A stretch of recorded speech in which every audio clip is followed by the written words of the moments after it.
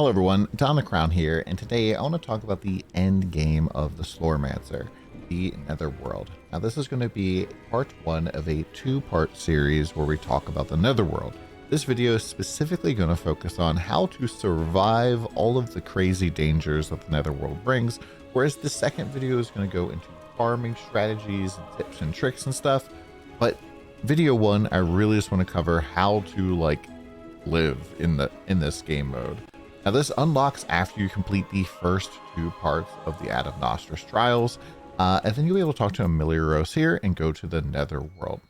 Now, pretty much the reason you want to farm the Netherworld is you get this Nether gear, which can go up to like item level 120. It can also have multiple pure stats grafted onto it or added onto it. If you want more information about how that's done, check out my blacksmith crafting video from yesterday. But yeah, this gear is really insane, and it is the end game gear. And so this is what we want to do to farm with this stuff. Now, when you first pop into this, you can kind of scroll around here. You can click this little expand thing here to expand it out. And you'll notice that the nodes that are in the corner here are going to be highlighted because you kind of have to unlock all of the Netherworld. And once you've completed the whole thing, you can actually promote up to the primordial Netherworld. But let's not worry about that right off the bat. The way that it works, though, is that there are basically two types of rooms in here. You have rooms like this, where it's going to have one cataclysm that is active, and then you're also going to have rooms that have a warlord or a boss at the end, and these will have multiple cataclysms active at a time. When I mean that they're active, I mean that basically these are always going to be active at all times in the zone. You have to clear multiple floors basically, and then go fight a warlord. This can be pretty difficult. Now this might seem pretty easy right off the bat because, you know, at first you're kind of doing difficulty 5 content, but even my endgame character can get absolutely destroyed by some of these combinations, especially because some of these are very mean. For example here, the Shadow Benediction here is pretty mean. Every 1 second, a random enemy that's near you becomes chosen of the shadows, and after 3 seconds, it kind of just does a ton of damage to you. 46,000 damage, which is quite a bit, especially if you're not don't have a ton of shadow res or something. And that can potentially kill you. And these also can get combined into not only just a boss here, where it does more damage. Even some of the higher end bosses will get some of these effects as well, but now it's just doing 77,000 damage. This was very frustrating for me. I had to figure out different strategies for how to beat these. Let's get through these strategies right now. Now, right off the bat, my build in particular uses mostly just stacking raw damage everywhere. It's kind of just like what we're looking for here on raw damage. So I could really use any weapon. I'm using the raw damage weapon, but you could really just go and use any weapon with my particular setup, and it really wouldn't be that big of a deal. Which means that I have the opportunity here to go into my Slorm Reaper Codex here and go to the final page of weapons. The final page always has the same weapons, whether you're a sword user or a staff or a bow. You have these last couple section here. And these bows all are those last little section here are all elemental bows. You have a fire bow, you have a cold bow, a lightning bow, a light bow, and a shadow bow. And these are very powerful because these actually give you resistances to their damage type. And so as you level these up, these become super duper strong. And if you haven't leveled these up yet, something I highly recommend you do, maybe in the forge or something, this just 100% shuts down damage of their type. To give you an idea of kind of how scary some of these can be, we're going to go in here with a ton of fire damage. Fire damage will do 200% more damage. And you can see that I am dying pretty quickly there. There's a fireball that hits it. There we go. Yeah, so this is pretty scary. Enemies do 15,000 damage when they hit me. There's fire damage on the ground when I kill enemies. There's giant fire waves that come out of enemies when they die. Fireball that hits for 231,000 damage. Fire damage does 200% more damage on top of all. I think this is actually probably calculated in there. The enemies are just faster and attack faster. So pretty darn scary, right? Well, if I go and I switch over to the fire bow, and you can either do this as the primordial version or not the primordial version, but just go here, put this on, and go right back into this zone. You'll see that I don't really take any fire damage at all. In fact, I can just face tank this, 200,000 fire damage fireball, and it does nothing to me. All of the stuff just doesn't really hurt all that much. And so this is going to be a pretty easy option for you to go and do if you are struggling with one particular, set of challenges in the Netherworld here. You can just very easily put on the corresponding elemental bow. This might make it a little bit difficult for your build if you are really reliant on your weapon, but this is just a super duper easy way to go about doing it. Now, the second thing that I want to talk about to get rather tanky here is a legendary. Legendary is a little bit harder to get your hands on than a particular bow or weapon, but the Ares Unbreakable Barrier belt, I think, is hands down one of the most ridiculous single legendaries that you can have in the game. Once you get this thing reinforced up to 15, this has an effect where whenever you're dealt damage, it cannot exceed 30% of the sum of your max life and shield. And the reason this is insane is because there was something very similar to this in this little game called Diablo 3, where pretty much, wizards could just have this effect basically, and they stacked 0 life and tons of life recovery, and were just basically immortal. And this does very similar effect here. This is going to basically no-sell a lot of scary things. You can still obviously die if you're getting hit by a lot of stuff, but this is going to add a huge level of tankiness to your build. I could face tank a couple of hits from that giant fireball, even without the fire here, fire bow. I could go and get hit by the lightning that gets hit, the shadow chosen thing can hit me, and I still won't die. I will take quite a bit of damage, but it's not as scary. And this is really easy to get, I think, relative to getting multiple different legendaries, but there are some other options that are even better than this. And I think that the next one I want to talk about here is using another bow that's primordial. So in this line here with the fire, lightning, or cold, light, and dark, I think that the light bow is potentially just completely broken. Now, normally this just gives you light resistance, increased shield globe value, and also increases those globes based off of your elemental damage, and your shield stops degenning after 6k. But if you go here to the primordial version of this bow, it becomes super busted.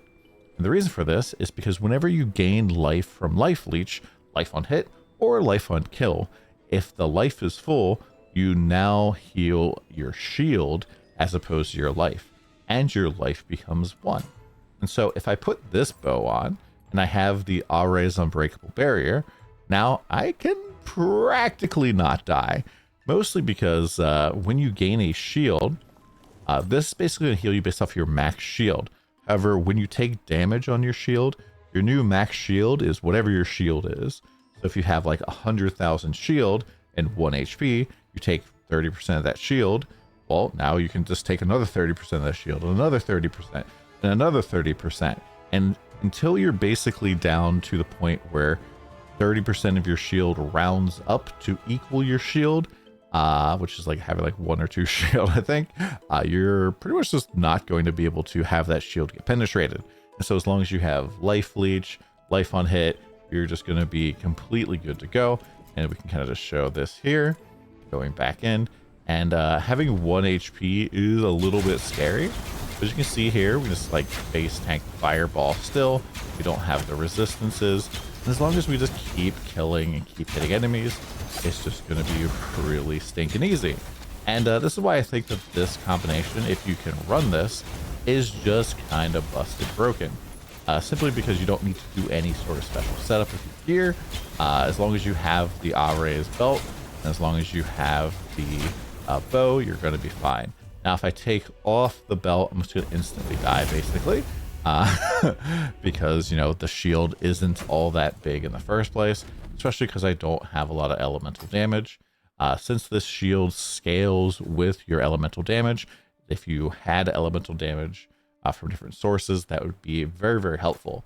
I've actually like been avoiding spending points in the ancestral tree. I have a ton of Slorm, like 100 million or something, but I don't want it because I'm taking advantage of the savagery branch right now. And one of the things here is it gives you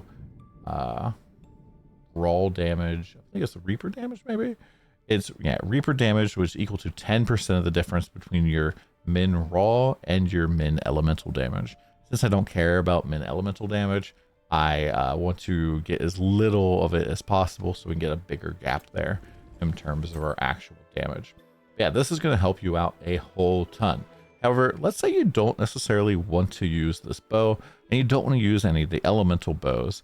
Is there anything else you can do? Well, you can go back to using whatever weapon you want, and there is a legendary combo that is going to make you also pretty much practically immortal. And that is the combination of Sarusel's Pact and Sorrow Whizzle's Pact. So Saru, the two S packs here, pretty much are going to make you immune to damage. And how are they going to do this? Well, the belt here makes it so that percentage of the damage dealt to you is staggered and dealt to you over 10 seconds rather than being dealt instantly. And then whenever you deal ancestral strike damage, staggered damage is removed. So this allows you to kind of like ward off a little bit of damage over time and then remove it as long as you hit ancestral strikes.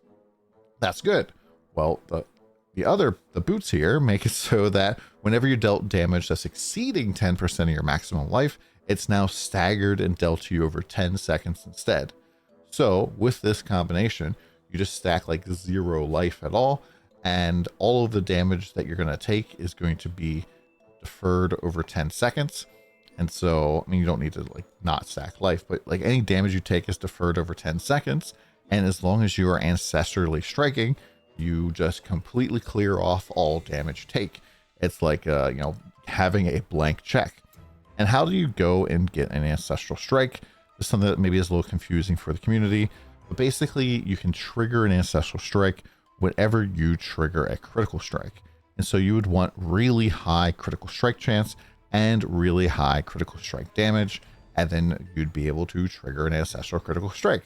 And so I think even if you had like 50 or 40% crit in ancestral strike, as long as you're attacking pretty quickly, you are going to be practically immortal as long as you have enemies to hit. I could definitely see a situation where you kill an enemy and then you get hit by a fireball and then you die because there's no enemies to clear the dot.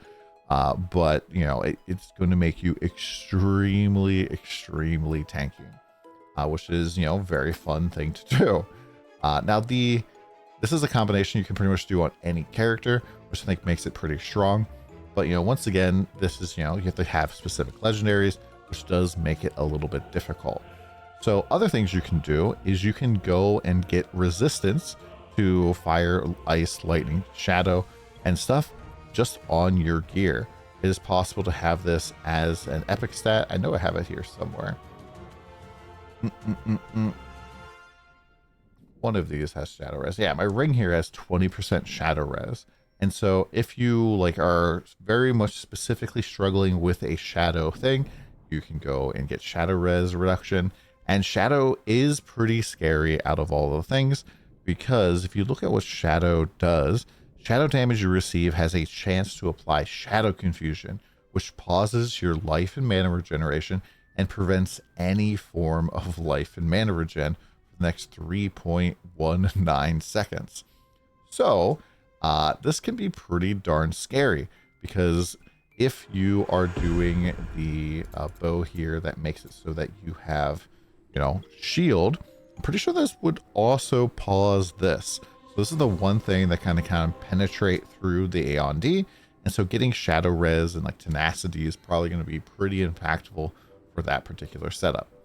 Now, the thing that I actually ended up stumbling across is I was really struggling with this one map over here that has Ice Ray. And Ice Ray was pretty annoying, especially in this map, because you have enemies summon 5 large waves upon dying. They have Ice Ray, which is like the beam comes down and hits for 97,000. There's ice bombs all over the place, and enemies take less damage. And I was really struggling in here. And it became very difficult to kind of like fight enemies, get in the dome, and all that kind of stuff. And this is when I discovered the power of the Mistwalker. And so the Huntress has a specialization here called Mistwalker, and it is, I think, just kind of broken in some ways. So our special ability is Smokescreen. It has a cooldown of 11 seconds, and you cast Smokescreen and become invisible for normally 3 seconds, but you can make this up to 8, or until you do damage. Next skill that you use does increase damage. And you can go and make this so that you can crit more, but most importantly, during Smokescreen, you ignore incoming attacks and can move through enemies. And what this means is you can't be hit by anything at all, period, in the game. There is nothing that I have found that can hit you while you're in your Smokescreen.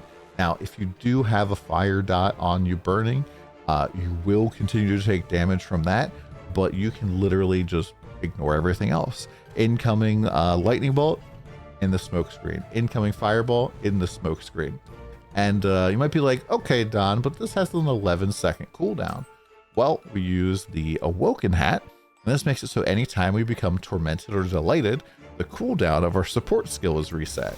So I can just go 1, 2, and go into Smokescreen.